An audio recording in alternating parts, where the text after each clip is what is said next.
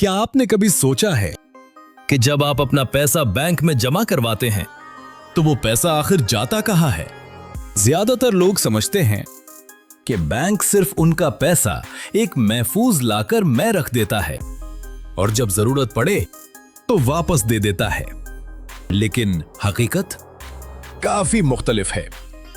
अगर दुनिया के तमाम बैंक्स सिर्फ पैसे महफूज रखने का काम करते तो शायद वो कभी मुनाफा ना कमा पाते। बैंकों का पूरा कारोबार एक दिलचस्प उसूल पर चलता है और वो उसूल है आपके पैसे को काम पर लगाना। आज हम जानने की कोशिश करेंगे कि बैंक आपके पैसों से पैसा कैसे कमाते हैं और क्यों जदीद मईशत का पूरा निजाम इसी तसव्वुर के गिर्द घूमता है। फर्ज करें आपने 1 लाख रुपए बैंक में जमा करवाए। अब शायद आपको लगता हो कि वो 1 लाख रुपए आपके नाम के साथ किसी मखसूस जगह पर रख दिए गए होंगे, लेकिन हकीकत में ऐसा नहीं होता। बैंक आपके पैसे को अपने पास साकिन नहीं रहने देता, क्योंकि अगर पैसा सिर्फ पड़ा रहे तो बैंक कुछ नहीं कमाएगा। इसीलिए बैंक आपके जमा करवाए हुए पैसों का एक हिस्सा दूसरे लोगों और कारोबारों को कर्ज की शक्ल में दे देता है और यही वो जगह है जहां असल कहानी शुरू होती है। फर्ज करें एक शख्स घर खरीदने के लिए कर्ज लेता है, कोई कारोबार बढ़ाने के लिए लोन लेता है या कोई कंपनी नई फैक्ट्री लगाने के लिए सरमाया हासिल करती है। बैंक उन कर्जों पर सूद वसूल करता है। मिसाल के तौर पर अगर बैंक किसी शख्स को 10% शरह पर कर्ज देता है तो वक्त के साथ असल रकम के अलावा इजाफी रकम भी वसूल करता है और यही इजाफी रकम बैंक की आमदनी का एक बड़ा जरिया बनती है। लेकिन यहां एक दिलचस्प सवाल पैदा होता है, अगर बैंक कर्जों से इतना कमाता है तो फिर वो हमें सेविंग्स अकाउंट पर मुनाफा या इंटरेस्ट क्यों देता है? उसकी वजह यह है कि बैंक को आपके पैसे इस्तेमाल करने के लिए आपको भी कुछ देना पड़ता है।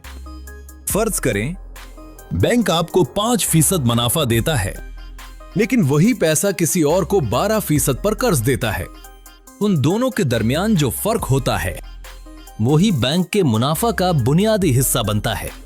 सादा अल्फाज में बैंक कम शरह पर पैसा लेता है और ज्यादा शरह पर आगे देता है और यही फर्क उसके कारोबार को चलाता है। लेकिन कर्ज देना ही बैंक की आमदनी का वाहिद जरिया नहीं। आपने एटीएम इस्तेमाल किया होगा, ऑनलाइन ट्रांसफर किया होगा, डेबिट कार्ड या क्रेडिट कार्ड इस्तेमाल किया होगा। उनमें से कई खिदमात पर बैंक मुख्तलिफ किस्म की फीसें भी वसूल करते हैं।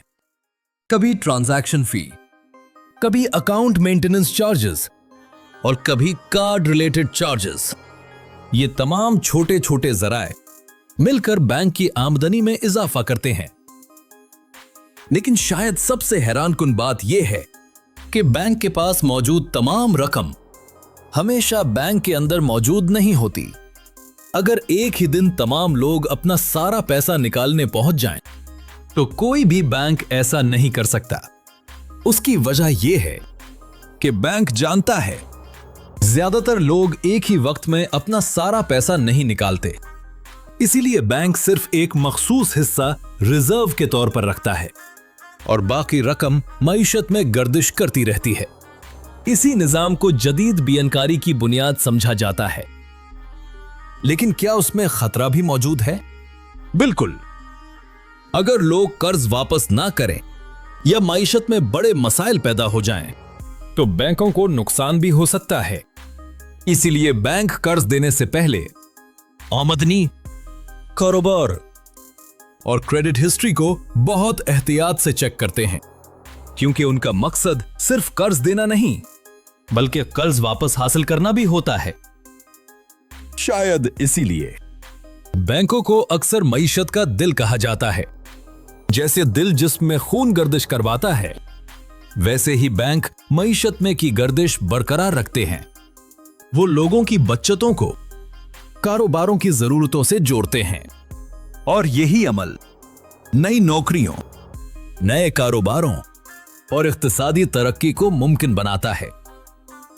अगली बार जब आप अपना पैसा बैंक में जमा करवाएं, तो याद रखिएगा, वो पैसा सिर्फ एक अकाउंट नंबर के नीचे पड़ा नहीं रहता, बल्कि मुमकिन है इसी रकम का कुछ हिस्सा किसी कारोबार को बढ़ाने में मदद दे रहा हो, किसी घर की तामीर में इस्तेमाल हो रहा हो, या किसी नई कंपनी के ख्वाब को हकीकत बना रहा हो।